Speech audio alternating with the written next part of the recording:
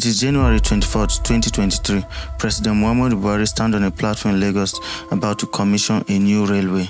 From Lagos to Calabar, linking Onitsha, Benin, Warri, Yenagoa, Port Harcourt, Aba. But here is what makes this moment extraordinary. 40 years ago, this same man destroyed this project. In 1983, Buhari led military coup that cancelled Lagos' first metro system. The city paid $78 million in penalties. The trains never arrived. The dream collapsed. And now, 4 decades later, he is here to bring it back to life. This is the story of a railway that failed 3 times and refused to disappear. A 40-year fight against coup, corruption, and abandonment. And the question Lagos still faces, can it survive what comes next? To understand how we got to that moment in 2023, we need to go back to 1983.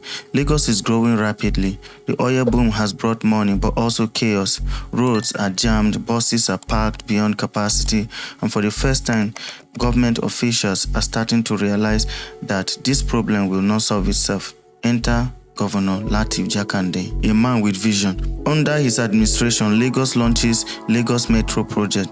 It is ambitious. 30 trains, the capacity to move 88,000 passengers every hour. Contractor signed with international firm. Construction begins. For a moment, it looks like Lagos will have the first modern metro system. The infrastructure is being built. The future is taking shape. Then on December 31st, 1983, everything stops. A military coup. General Muhammadu Buhari seizes power. The civilian government is overthrown. And just like that, the Lagos Metro Line project is cancelled.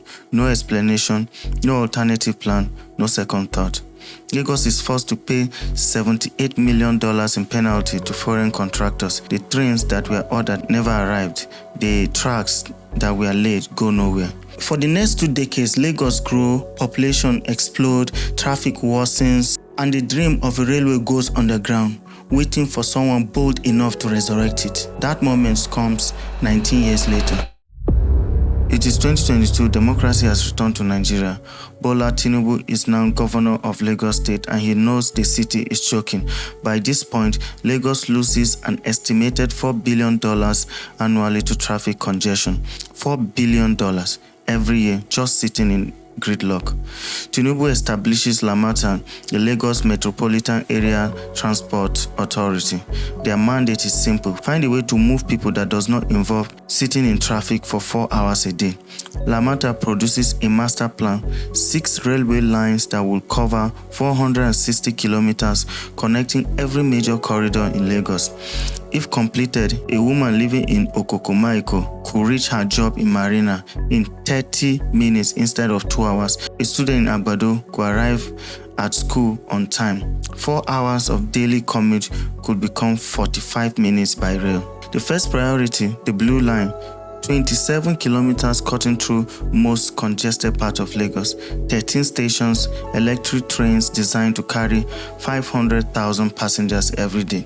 In 2009, Governor Babatunde Fashola breaks ground. Construction begins, slowly, expensively, but it is moving. Tracks are laid, stations start taking shape, the trains are ordered from China, progress is visible. And then once again, everything stops, and for 4 years, billions of dollars worth of infrastructure sits frozen, and nobody knows why.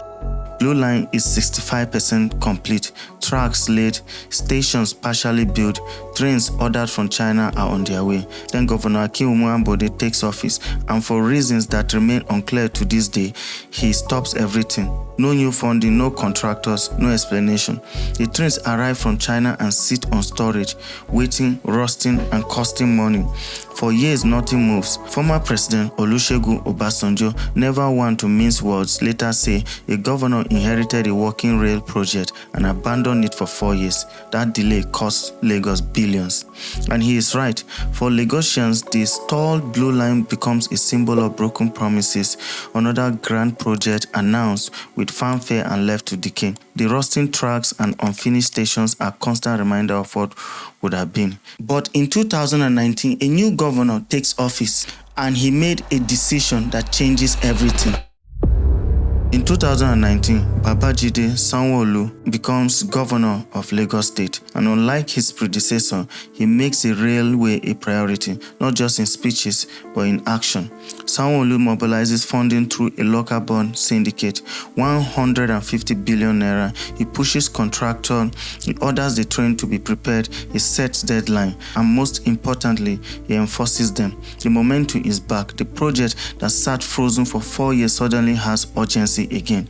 Work resumes, engineers return to site, trains are pulled out of storage and prepared for operation. And on January 24, 2023, something historic happened. President Muhammadu Buhari, the same man whose military coup killed the 1983 Metro project, commissions the Blue Line.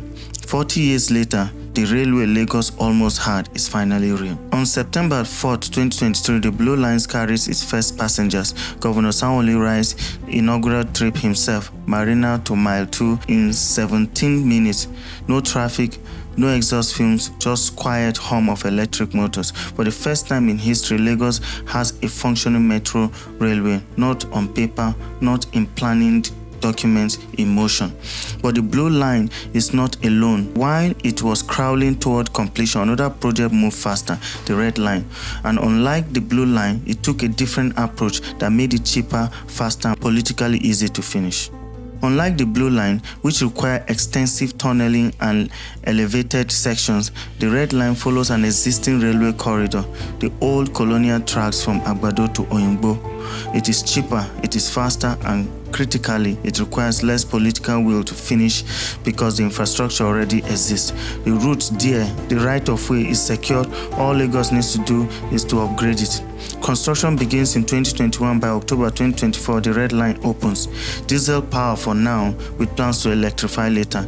8 trips daily from the outskirts of Ogun State to Lagos mainland in under 30 minutes.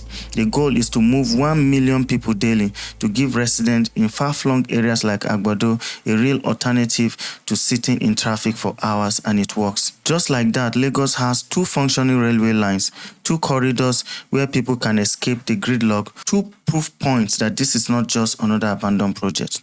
But 2 lines are not enough. Not for a city of 20 million people. The master plans calls for 6. And finishing those 4 remaining lines will require overcoming forces that killed the project in 1983 and stalled it in 2015.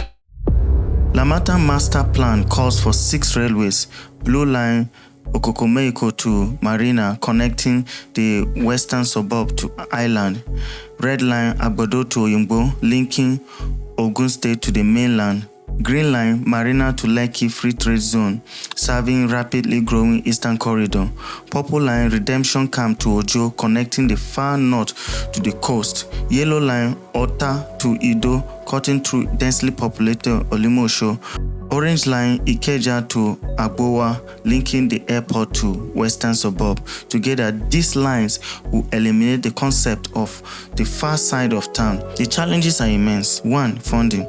Each line costs billions of dollars. The second thing is land acquisition.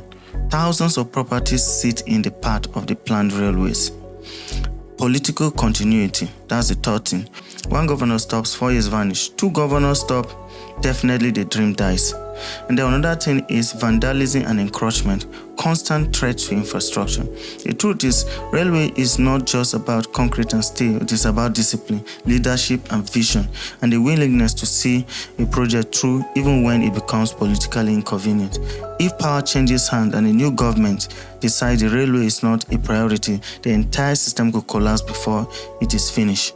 But if Lagos succeeds, if the 6 lines are completed and operate reliably, the transformation will not just be significant, it will be generational. If Lagos finishes the system, the transformation will be profound.